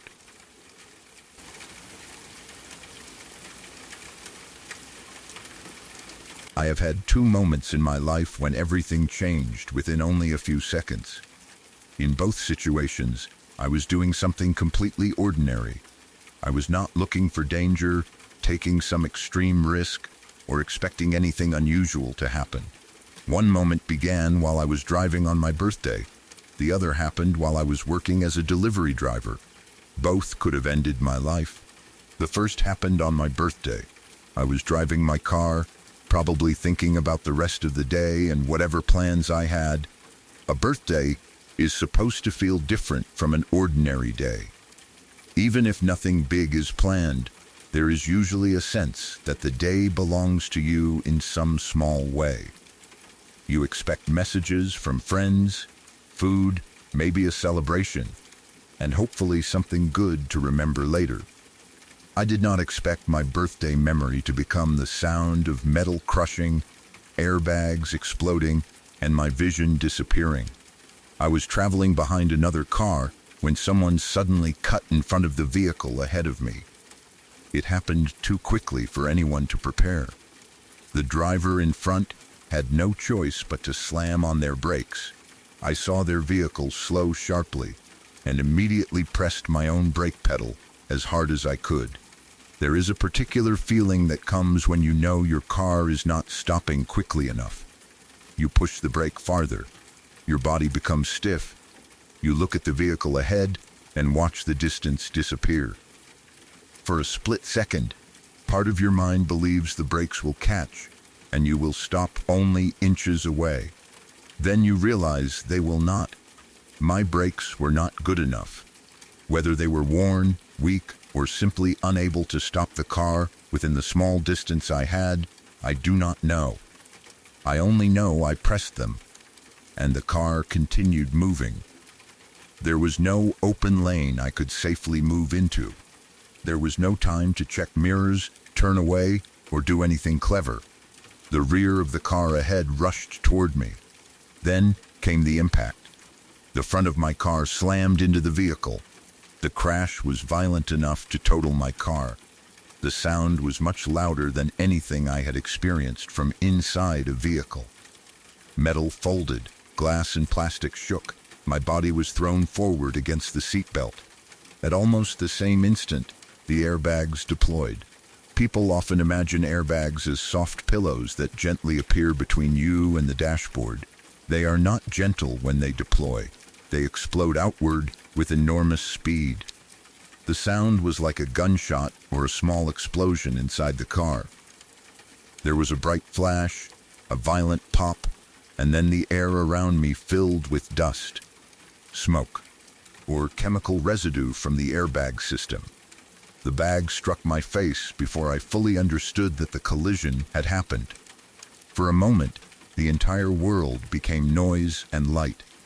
Then my vision changed. Large black blotches appeared everywhere I looked.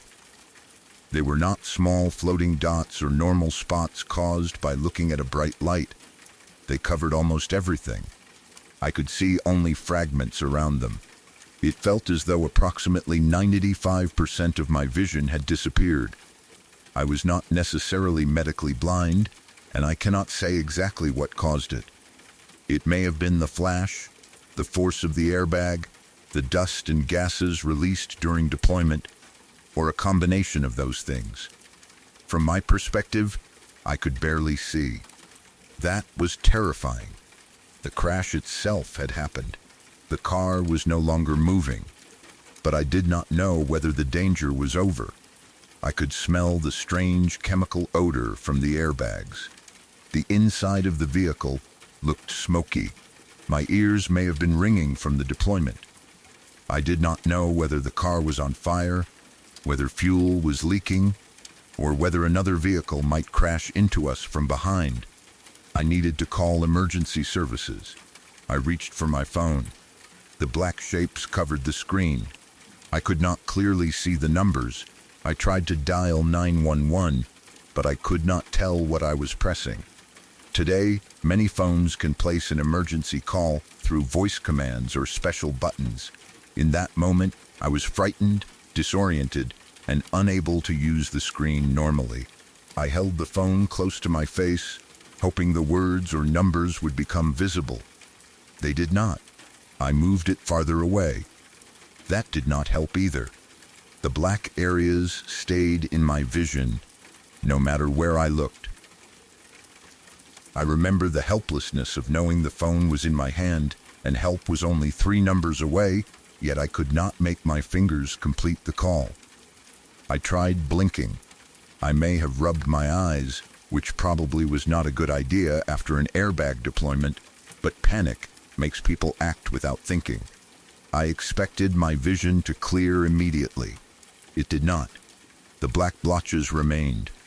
Every few seconds, I wondered whether the damage was permanent.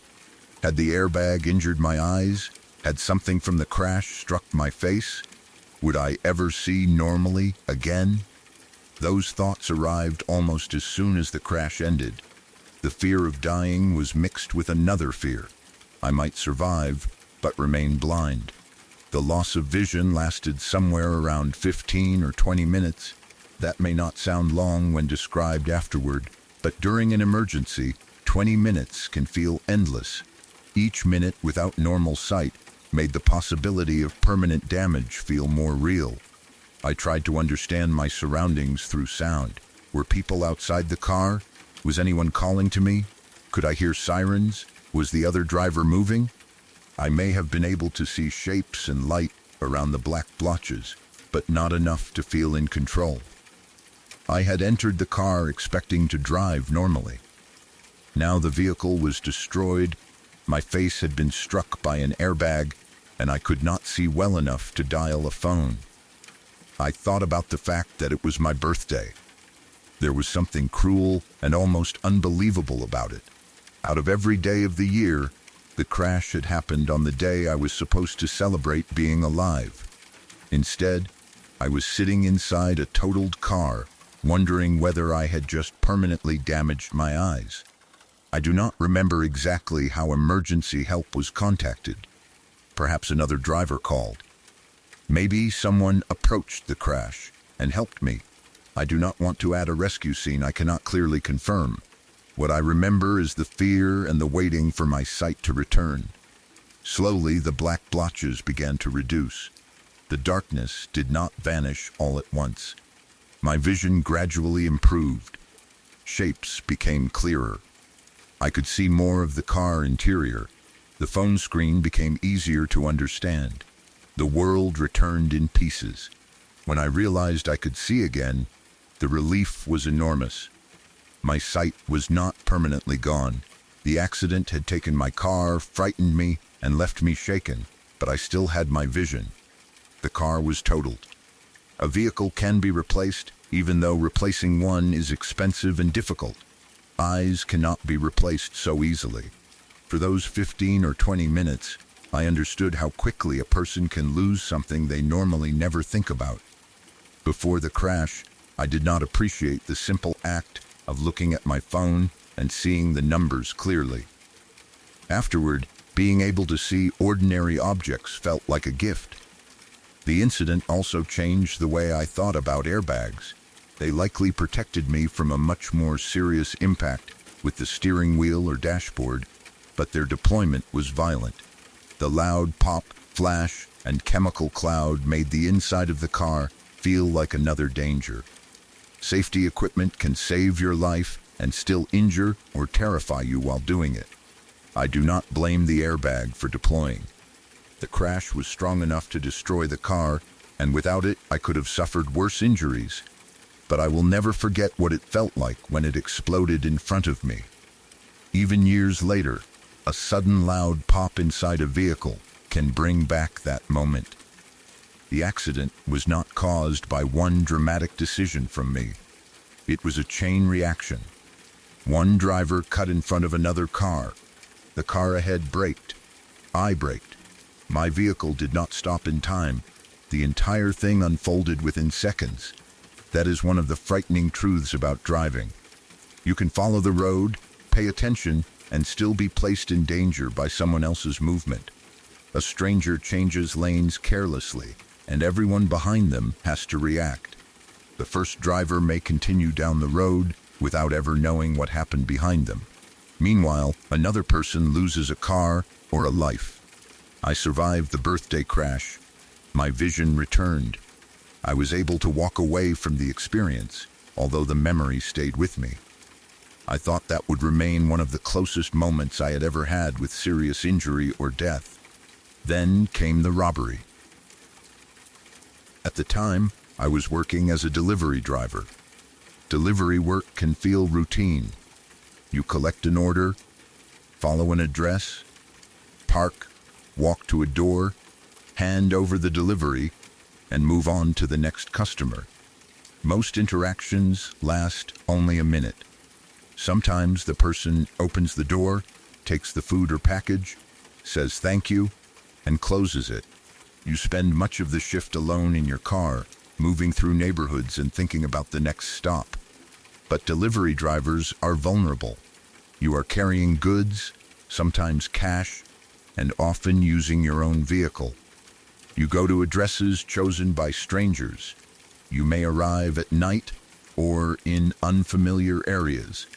People can watch the app, know when you are coming, and wait for you. That is what made the second incident so frightening. I was confronted by 3 men. They had a gun. The moment I saw the weapon, the situation stopped being about a delivery. It became about survival. A gun changes everything.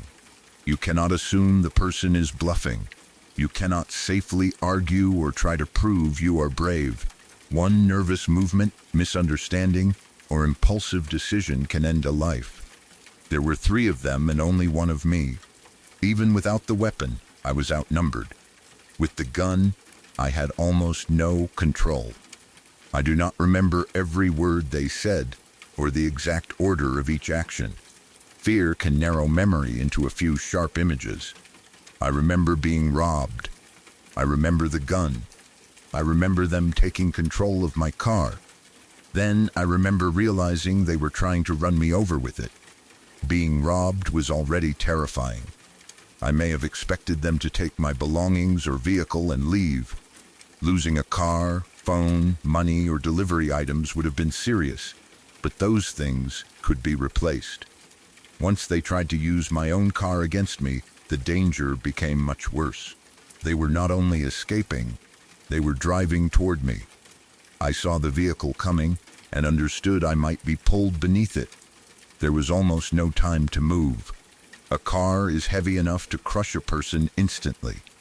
If the front bumper knocked me down, the wheels could pass over my legs, chest, or head.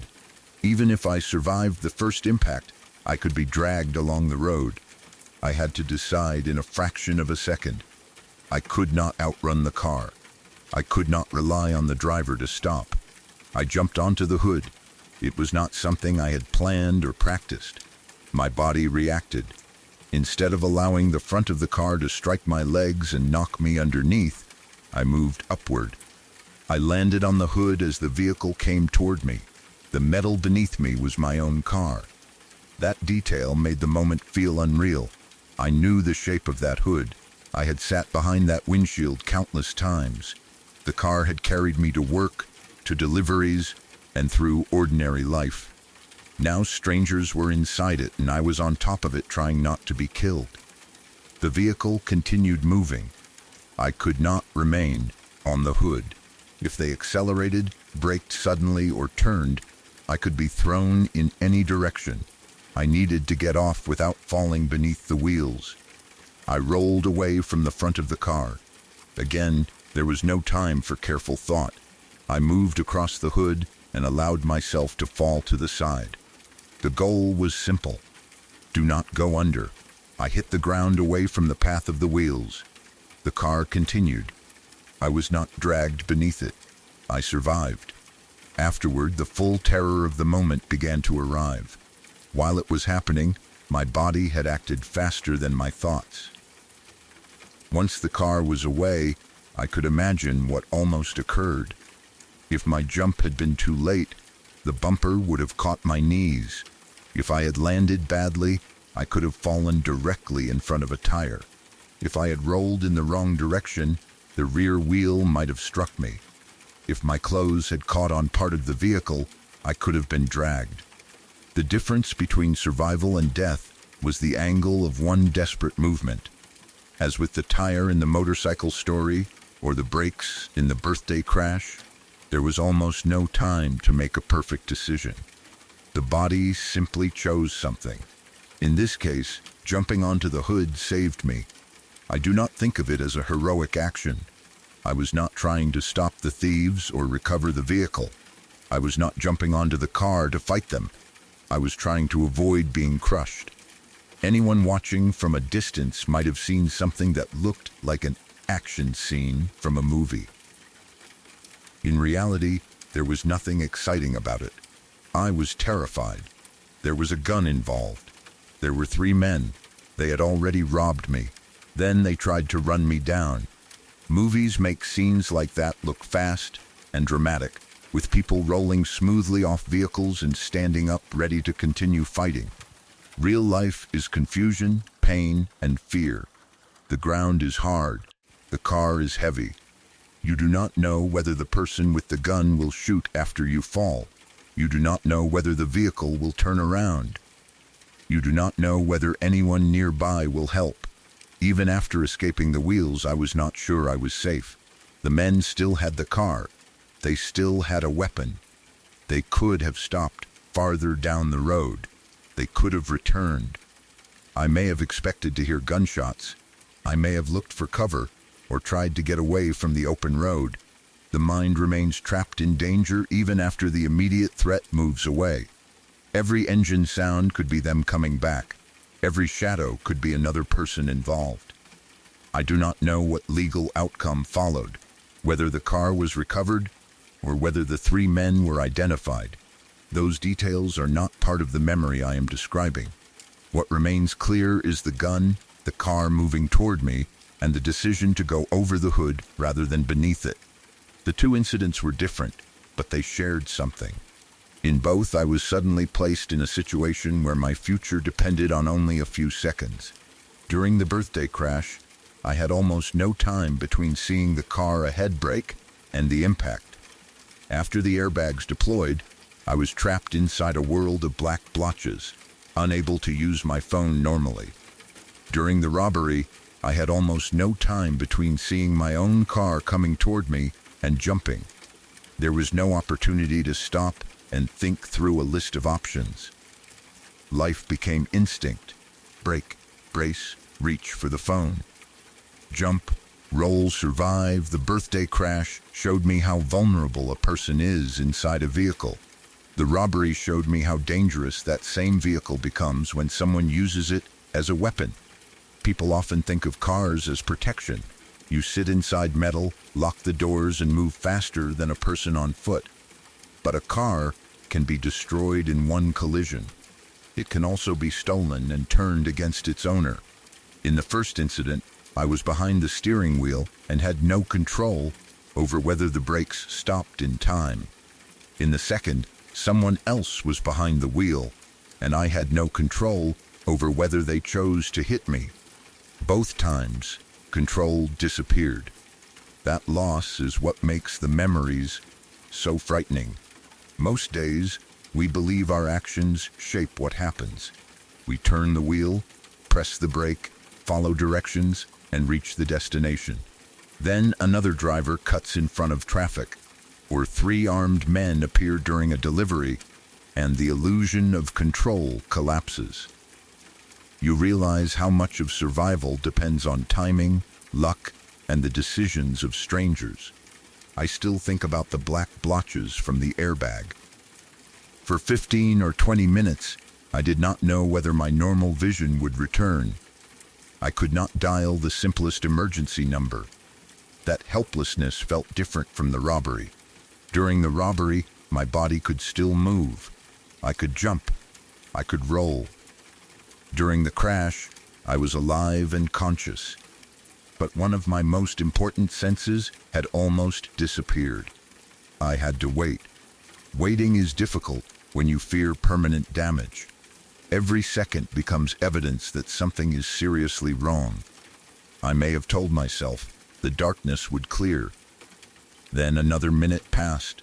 The air inside the car still smelled strange. My sight still looked covered in black. I wondered whether my birthday had become the day I lost my vision. When the blotches finally began fading, I felt like the world was being returned to me. After the robbery, the relief came differently. There was no slow return of sight. There was the moment I felt the ground beneath me and realized the wheels had missed my body. I may have been bruised, scraped, or shaken, but I was not under the car. The vehicle had moved past. I was still breathing. Both experiences created gratitude, but also anger. The crash began because someone made a reckless move in traffic. They cut off the car ahead and forced a chain of emergency braking. My damaged brakes made the result worse, but the danger began with another driver's decision. The robbery involved 3 people who chose to threaten a delivery worker with a gun and then apparently tried to run him over. Neither event needed to happen. They were not natural disasters or unavoidable accidents. Human choices created the danger. That can be harder to accept. A storm does not understand what it destroys. A careless driver and armed robbers are people. They are capable of knowing their actions can hurt someone. Still, they act. I do not know whether the person who caused the traffic incident ever looked back. Maybe they saw the crash in their mirror. Perhaps they continued driving and never learned that my car was totaled. They may not know that the airbag left me almost unable to see. To them, it could have been a quick lane change they forgot within minutes. For me, it became a birthday memory I will never forget. The men from the robbery may also remember the incident differently. Perhaps they viewed it only as a successful car theft. Maybe trying to strike me was a way to force me away from the vehicle. They may not think about how close I came to being dragged beneath the wheels. People who create danger do not always carry the memory with the same weight as the person who survives it. I carry both. I know what it feels like to sit inside a destroyed car and stare at a phone I cannot see. I know what it feels like to see my own car being driven toward my body. I know the sound of airbags deploying. I know the sight of a gun in the hands of someone who controls the situation. I know the feeling of landing on a hood because the road beneath it would mean death. These moments changed the way I react to ordinary things. A car braking suddenly in front of me can bring back the birthday crash. Even if there is enough distance and the stop is safe, my body remembers the moment my brakes failed to prevent the impact. The sound of something popping inside a vehicle can return me to the airbag. A smoky or chemical smell can remind me of the cloud inside the car. Working near unfamiliar people or delivering in certain areas can bring back the robbery. Seeing someone approach in a group may make me more alert. A car moving toward me can feel threatening even when the driver is only parking. That is how trauma often works. The mind knows the current situation is different. The body reacts to the pattern. Sudden brakes, a loud pop, a group of men, a gun, an engine accelerating. The body prepares before logic arrives. I also learned that a person can perform something difficult without feeling brave. People may hear that I jumped onto the hood and imagine courage. I did not feel courage. I felt survival. Courage suggests that fear was present, but I made a thoughtful decision to face it. There was no time for thought. The car was coming. Going under it meant serious injury or death. My body jumped. Sometimes survival looks impressive from the outside, only because the fear is invisible. Inside the moment, it feels desperate and messy. The same is true of the birthday crash. I did not calmly manage the emergency. I could not even dial 911. I was frightened, nearly unable to see, and trying to understand what had happened. Surviving does not always mean performing perfectly. Sometimes it means continuing to breathe until someone helps, or until your body recovers enough to act.